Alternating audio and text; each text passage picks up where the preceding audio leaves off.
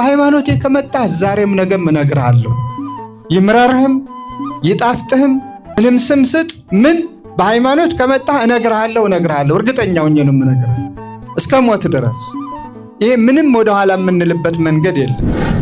ግዕዝን ብንመረምረው ሰዎች እንደሚያወሩት የአስማት አይደለም የግዕዝ ቋንቋ፣ የትብትብ አይደለም የግዕዝ ቋንቋ። ጀግና ከሆነ እውነት ያለው ከሆነ ፍርድ ቤት እንገናኝ ይክሰሰኝ። ወንጀለኛ ነው የሚል ካለ ፍርድ ቤት ከሶ ማስፈረድ፣ ህዝብ ፊት አቅርቦ ማስፈረድ፣ ወንጀሉን 1 2 3 ብሎ ቆጥሮ በመረጃ ማቅረብ ነው። ዝም ብሎ ብድግ ብሎ አልወደውም እጠላዋለሁ አልስማው የሚል ነገር ቢኖር እግዚአብሔር ይማረው ብዬ ጸልይለታለሁ እንጂ እንደሱ አልልም። እነን ህዝብ ትቼ እኔ ወደ የትም አልሄድም። የፌስቡኮችና የሌሎች ወሬ ነው እሱ።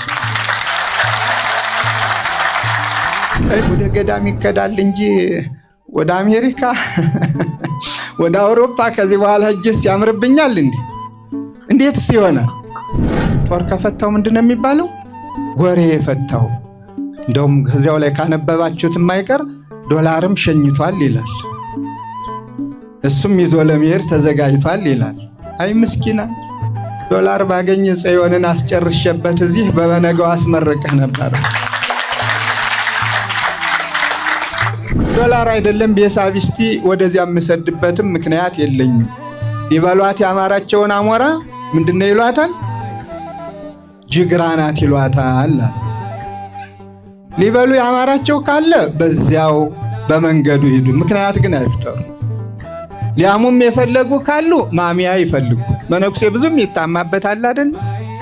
ዝም ብሎ በዚያ በሌላው ሂዱ።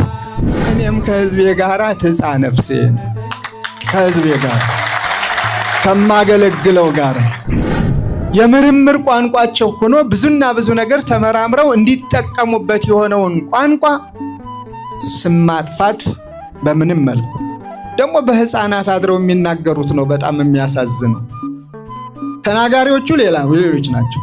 ምንም የማያውቁ ህፃናትን አነብናቢዎች አድርገው ወደ መድረክ ብድቅ ያደርጓቸዋል።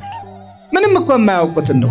በዚያ ልክ አሁን ህፃናት ገጥመው ህፃናት ደርሰው ህፃናት የቤተ ክርስቲያኒቷን ታሪክ አውቀው በፍጹም።